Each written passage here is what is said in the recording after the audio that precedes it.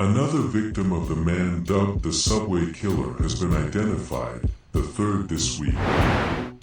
Police urge people not to travel alone at night and in the early morning, echoed in my head as I got on the subway.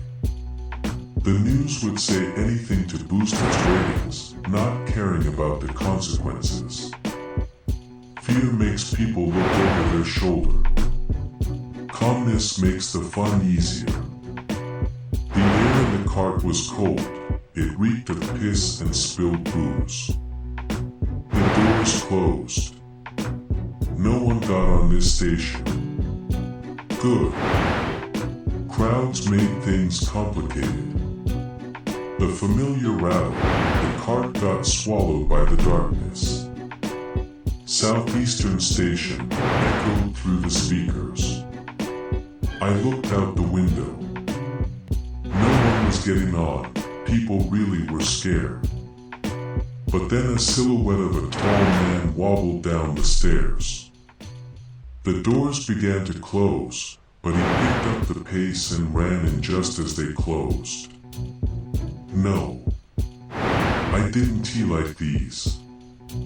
His gaze slowly came my way. He shouted something my way. His speech slurred, but he stood firm now. I got up and said, "I don't mean any trouble." But as I looked at him, I saw his eyes were fixed and determined. The sharp blade in his hand shone under the lights. You gotta be kidding me. He made his way towards me. The stop was still a minute away. I backed away, wading through the space between the seats. The seat edges stabbed into my thighs. His blade pointed at my stomach less than 2 feet away. The last row. Washington Station echoed through the speakers. The door slowly opened. I ran out onto the platform, turning right. The subway air felt cold on my skin. The man followed me out.